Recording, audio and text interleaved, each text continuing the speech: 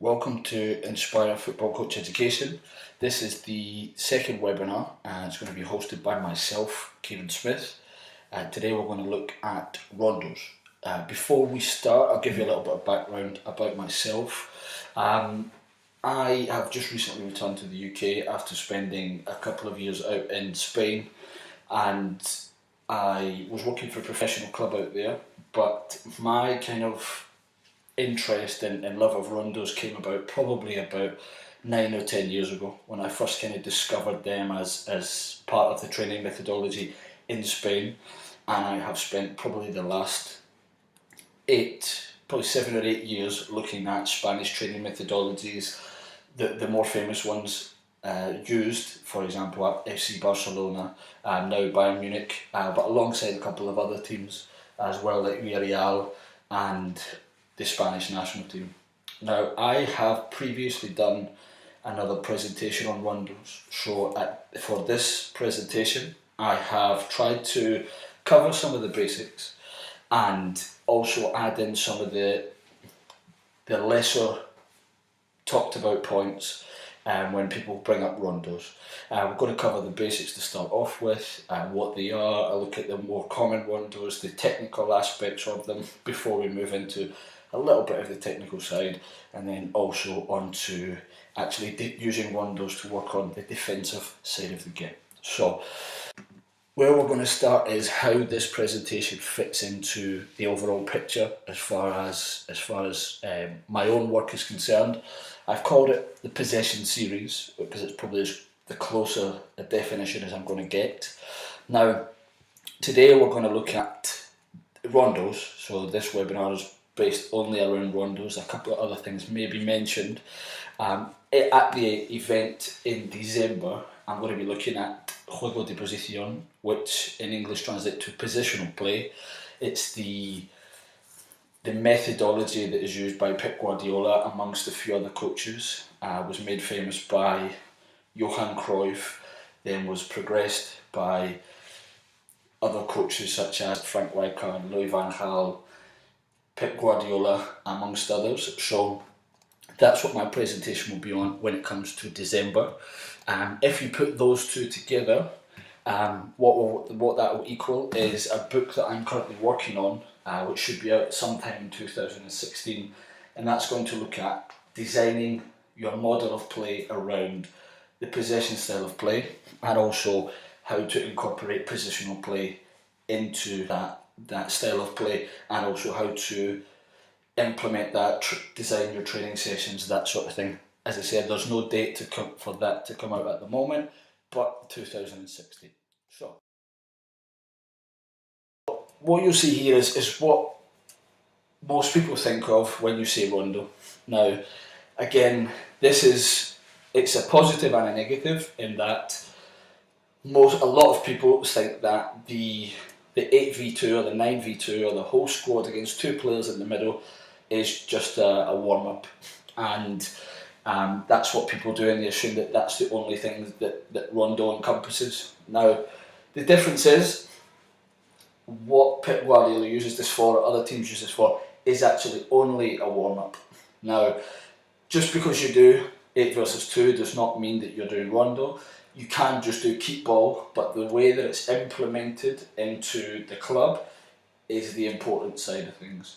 Now, what we're going to do is I'm going to click on the video, and you'll see this is at a very high level. Now, this was actually the first type of Rondo that Pep Guardiola introduced the players to at Bayern Munich. So you can see here, you've got lots and lots of touches. You see here that the space is actually very, very tight. You're using all surfaces of the foot, both feet. They're looking for that pass through the middle, which we're going to look at in a second. We know that it's called a third line pass. So again, it may be a warm-up, but the quality is very high. You can see the coach standing at the back, and he has 4 or 5 footballs, so it's not a case of the players are just left to do their own devices. As soon as someone wins, people go in. But you can see here a slow motion of, a good touch, and everything's slowed down, players moved out of position, and then they can change it. So this is the most common version of Rondo. If you type in Rondo to YouTube, this is what you're likely to see, but this is only a tiny, tiny, tiny percentage of what Rondos actually are. As fantastic as this looks, passing lines is something I've covered before talking about rondos, and it's something which is quite important. Again, this picture on this slide is from a previous presentation I've done. So what you'll see here is you'll look at this first pass here, which would be known as a first line pass.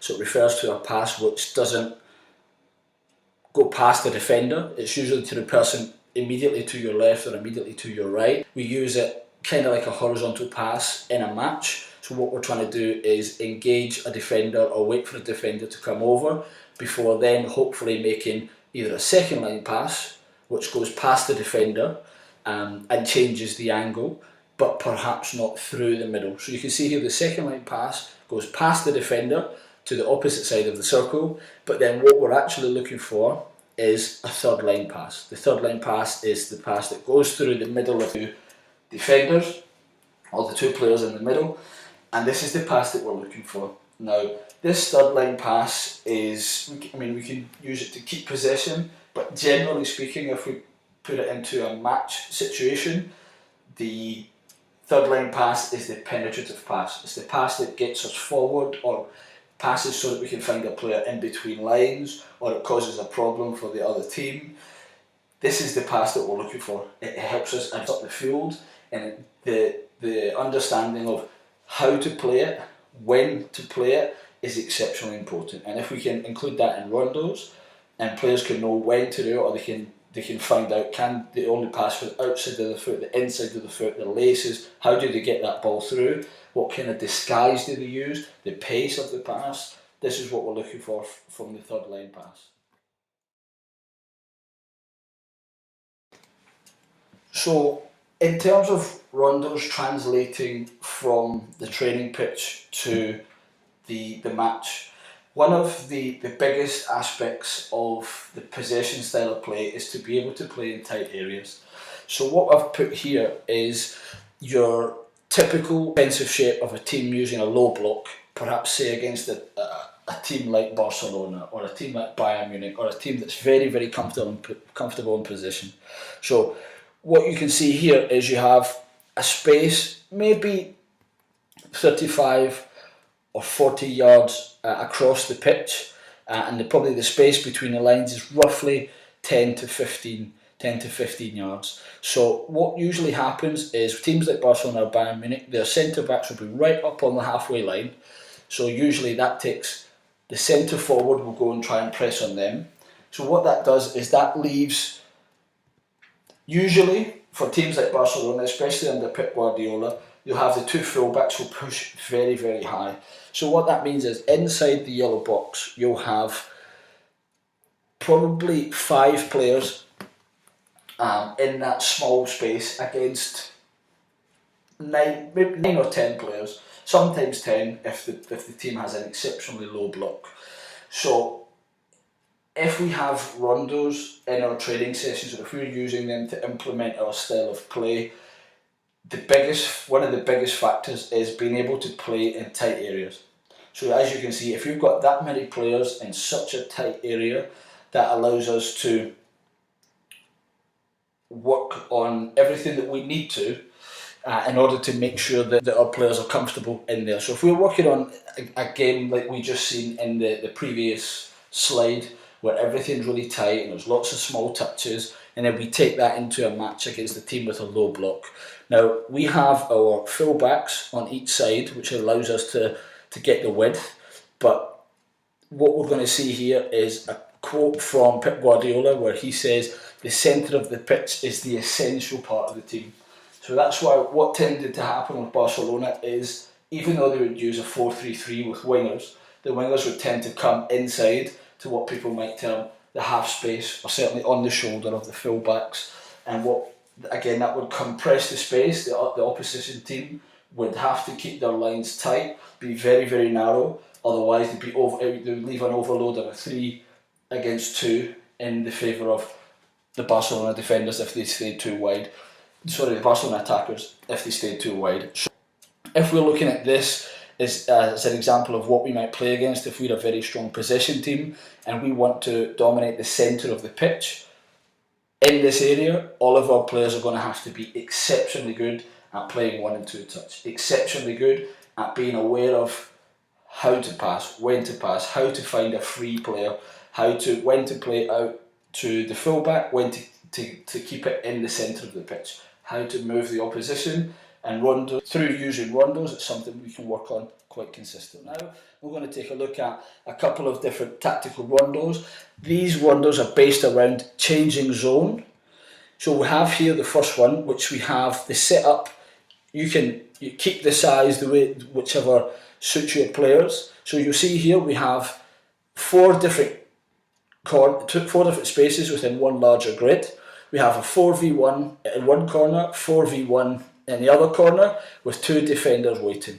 So the idea of this Rondo, very, very simple, is for your players to maintain possession before understanding how to move. Now, when I use this with my players, they can move to any square which is free, preferably not diagonal, because that makes things fairly awkward. But if the team in possession wants to move to the left or to the right, absolutely fine. The concept of the game is the players need to make a certain amount of passes. Maybe that's 3 passes, maybe that's 4 passes, maybe it's depending on how good your players are, maybe 5 or 6. And then we're going to look for them to change zone. Now, the pass for them to change zone is the important one. So if they keep possession, a player must run into the zone in order to receive the pass before the rest of the team can move. As if the team here, they play the 4 passes and then this player runs in and the ball is passed into him, then that's the signal for the defender waiting on that side to come in. And then it becomes a 1v1 until the supporting players come and help him. And again, it just continues round like that.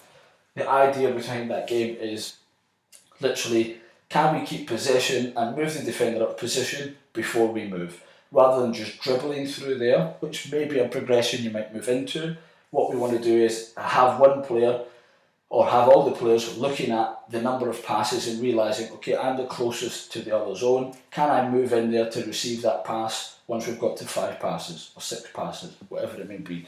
Very simplistic, but it plants the seed of that idea before we move on to something later. Again, the next example is something very, very similar, but again, now we're working on perhaps, could even be a switch of play, could be something that leads to one of the principles of positional play, which is having the free man behind the defence. So again, it's just a set amount of passes in a smaller area before we play over to the man waiting on the other side.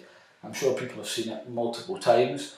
It's something that works very, very well and allows players again to see how, when, why, which type of pass can allow us to get out of this zone where we're under pressure all the way to the other side.